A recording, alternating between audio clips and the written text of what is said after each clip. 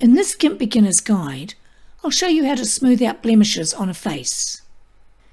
Now I've already placed a photo on my desktop, so I'll simply drag it over and drop it in the image window. Now before I start, I'm going to give this photo an alpha channel. That's so that I can make transparent areas on it. And to do that, I go over to it in the Layers panel and right click on it. And then I come down and left click on Add Alpha Channel. Now I'll make a copy of it.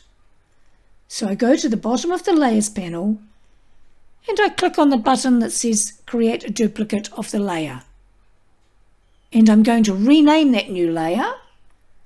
So I go up and double click on its name and I'm going to rename it Blurred. Now I'm going to blur her face on that layer. So to make it easier, I'm going to go over to the toolbox and click on the zoom tool and drag out a rectangle over her face. And you'll see that when I release the mouse button, GIMP zoomed that rectangle up as much as possible within the confines of the image window. Now I go back to the toolbox and click on the Free Select tool. And I come down to Tool Options and click on Feather Edges. And I'm going to leave the radius on 10. And now I'll click around her face to select it.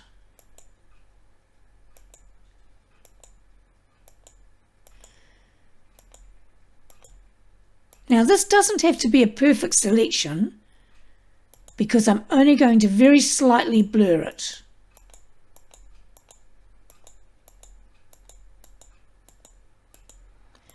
And I'll go around her hairline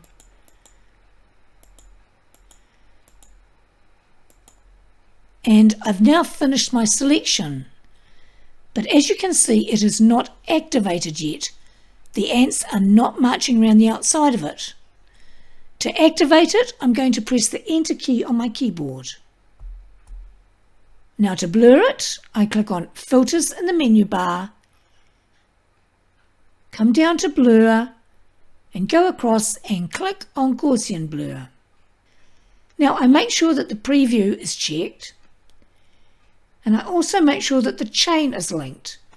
This way, when I increase one size, the other size will automatically increase as well. So I'm going to increase size X just a little bit. And I think that'll do for this photo. So I'll click OK and deselect it by clicking on Select and None. Now there's areas on this blurred layer that I'd like to make transparent. That way I'll be able to see the sharp layer below.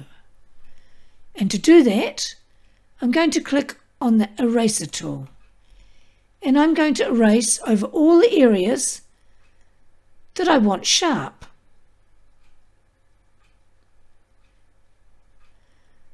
And that would be her eyes, part of her nose, her lips, her fingers, and her hair.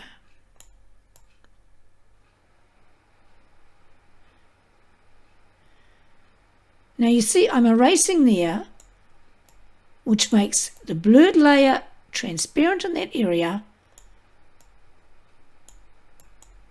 revealing the sharp layer below.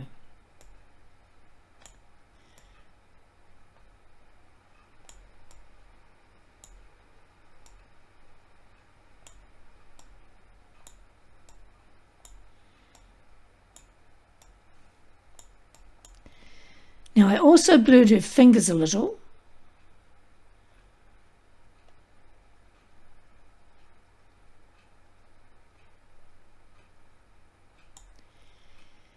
And there are strands of hair that got blurred. So I'm just going to erase them from the blurred layer.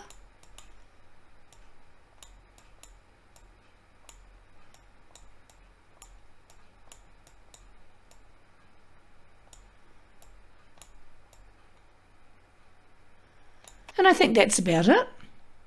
So next, I want to smooth out her cheek a little more. So I go to the toolbox and click on the free select tool again. And I click around all the uneven,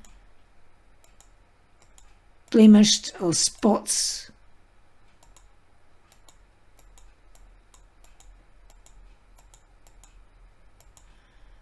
And again, to activate the selection, I press the Enter key on my keyboard. And I go back to Filters, and this time I click on Reshow Gaussian Blur. And again, I'm going to increase the size, just slowly.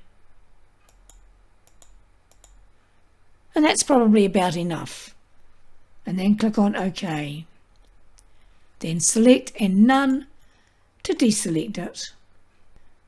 Now there's also a couple of spots on her forehead, so again I'll click on the free select tool to select it and just click around those spots.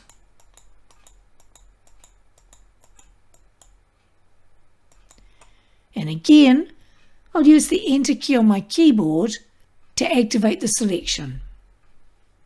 I'll go back to Filters in the menu bar, click on it, and click on Reshow Gaussian Blur. And I'll slowly increase the blur again. And that looks pretty good to me. So I'll click on OK and deselect it by clicking on Select and None.